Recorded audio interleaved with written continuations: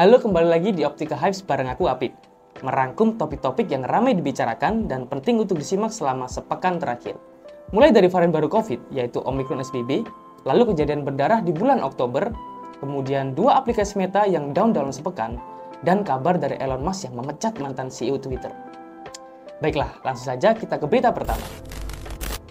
COVID varian baru Omicron XBB per tanggal 26 Oktober 2022, Kemenkes di web resminya mengumumkan 4 kasus varian Omicron XBB. Kasus tersebut merupakan transmisi dari dalam negeri dan di luar negeri.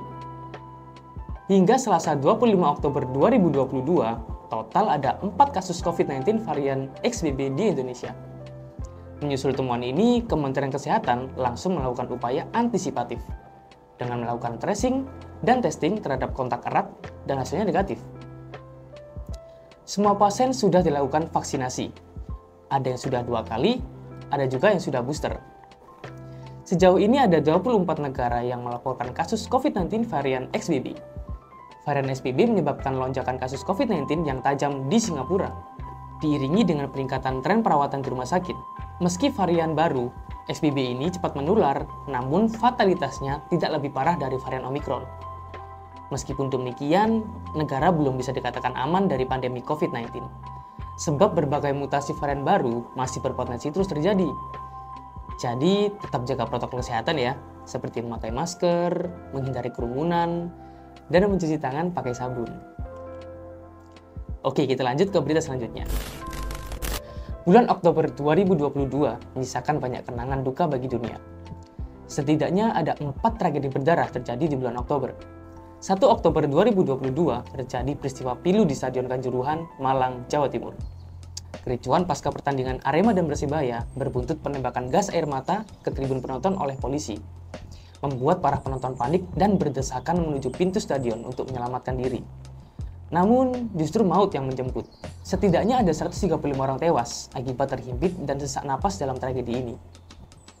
Di ibu kota Somalia, Mogadishu, lebih dari 100 orang tewas dan 300 orang lainnya terluka akibat serangan bom mobil pada tanggal 29 Oktober 2022. 2 bom mobil meledak di depan kantor Kementerian Pendidikan Somalia yang terletak di dekat persimpangan pasar yang ramai. Serangan ini merupakan serangan paling mematikan sejak tahun 2017. Presiden Somalia, Hassan Sheikh Mohamud, menyalahkan kelompok Al-Shahab yang terkait dengan Al-Qaeda atas serangan tersebut. Di tanggal yang sama, tragedi ketiga terjadi di Seoul, Korea Selatan. Perayaan Halloween yang seharusnya dipenuhi keriaan justru berujung duka. 154 orang dilaporkan tewas, sedangkan 149 lainnya luka-luka. Tragedi ini terjadi saat ratusan ribu pengunjung Itaewon menumpuk di salah satu gang kecil yang padat. Video yang beredar menunjukkan korban yang luka dievakuasi dan menerima perawatan darurat di jalan-jalan kota Seoul pada Minggu dini hari. Polisi berupaya mengantisipasi insiden pada acara Halloween ini, tetapi kesulitan dalam mengendalikan kerumunan massa. Polisi setempat menyebutkan ada lebih dari 100.000 orang berkumpul di sekitar distrik Itaewon untuk merayakan Halloween. Acara ini merupakan festival Halloween pertama di Seoul dalam 3 tahun terakhir. Tragedi keempat terjadi saat ratusan orang wisatawan melintasi jembatan penyeberangan di negara bagian Gujarat, India Barat, pada Minggu 30 Oktober 2022. Jembatan ini runtuh dan jatuh ke sungai, menyebabkan 132 orang tewas seketika. Jembatan yang dibangun sejak era kolonial Inggris ini selalu menjadi tujuan wisatawan yang dirayakan Diwali atau Festival Cahaya di India. Saat insiden terjadi, setidaknya ada lebih dari 400 orang yang berada di atas jembatan. Semoga di bulan November ini sudah tidak ada lagi ya kejadian berdarah selanjutnya. Oke, kita lanjut ke berita selanjutnya. 2 aplikasi buatan Meta down dalam sepekan. Layanan Instagram atau IG mengalami gangguan alias down atau error pada Senin 31 Oktober 2022 malam. Beberapa pengguna melaporkan Instagram down sekitar pukul 20.40 waktu Indonesia Barat. Mereka mengeluh akun IG mendadak terkena suspend atau ditangguhkan tanpa penyebab yang pasti. Pengguna juga melaporkan tidak bisa masuk atau login ke akun mereka. Beberapa pengguna lain juga mengeluh tidak bisa melihat postingan Instagram Stories di lini masa. Bahkan ada pula pengguna yang mengaku jumlah followersnya atau pengikutnya tiba-tiba mengurang drastis. Menurut situs Down Detector, Instagram error tidak hanya terjadi di Indonesia, tapi juga beberapa negara lain, termasuk Amerika Serikat, negara-negara Eropa, dan beberapa wilayah lain. Sebelum Instagram down, layanan Meta lainnya yaitu WhatsApp juga mengalami gangguan beberapa hari lalu. Tumbangnya layanan WhatsApp dan Instagram terjadi kurang dari sepekan. WhatsApp error juga dilaporkan pengguna secara global pada Selasa 25 Oktober 2022 lalu di Indonesia. Di Indonesia, WhatsApp down dilaporkan sekitar pukul 14.10 waktu Indonesia Barat. Selama tumbang, pengguna WhatsApp tidak bisa berkirim pesan, baik teks maupun format media, seperti foto, video, stiker, maupun audio. Pesan yang dikirim hanya akan memunculkan ikon jam, pertanda pesan tidak sampai ke penerima.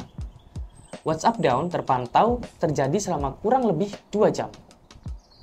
WhatsApp kemudian minta maaf setelah gangguan teratasi. WhatsApp dan Instagram telah mengungkap penyebab tumbangnya masing-masing layanan. Melansir Reuters, juru bicara WhatsApp mengatakan WhatsApp down dikarenakan adanya kesalahan teknis di sistem mereka. Namun, tidak dijelaskan lebih rinci masalah teknis seperti apa yang melumpuhkan layanan selama berjam-jam. Meskipun demikian, ada beberapa kemungkinan penyebab WhatsApp error awal pekan lalu, seperti gangguan jaringan, human error, atau kerusakan hardware. Bug atau kerusakan teknis di dalam aplikasi Instagram ini menyebabkan pengguna tidak bisa login, akun terkena suspend, atau followers berkurang drastis. Instagram memastikan bug tersebut telah teratasi dan layanan IG kembali pulih. Wah, cukup merepotkan ya kalau dua aplikasi ini down. Bisa menghambat komunikasi, bahkan bisa menghambat pekerjaan. Oke lah, kita lanjut ke berita selanjutnya. CEO SpaceX, Elon Musk, resmi mengakuisisi Twitter setelah merampungkan transaksi pembelian pada Kamis 27 Oktober 2022. Dengan demikian, Elon Musk dinobatkan sebagai pemilik Twitter dan berkuasa atas perusahaan tersebut. Tak perlu waktu lama bagi Elon untuk melakukan perombakan di platform microblogging itu setelah akuisisi. Pada hari pertamanya sebagai bos Twitter, Elon Musk bahkan sat-sat memecat sejumlah eksekutif perusahaan meliputi Chief Executive Officer atau CEO Parag Agrawal, Chief Financial Officer atau CFO Nit Segal, bos bagian hukum dan kebijakan, Vijaya Gade, serta penasihat umum, Sen Agent.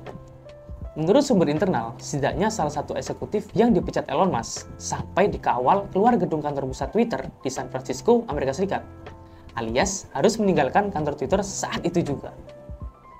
Elon Musk membeli Twitter senilai 44 miliar dolar Amerika Serikat, yaitu 634 triliun rupiah.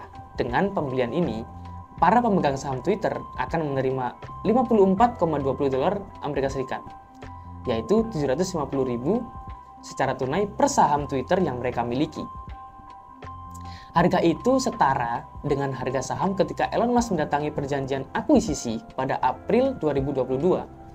Sebelumnya, Elon Musk sudah menunjukkan tanda-tanda akuisisi Twitter. Indikasinya terlihat dari bio Twitter akun resmi Elon Musk yang diganti dengan Shift Tweet pekan ini. Elon Musk pekan ini mulai berkunjung ke kantor Twitter di San Francisco, California, Amerika Serikat untuk bertemu dengan sejumlah pejabat Twitter.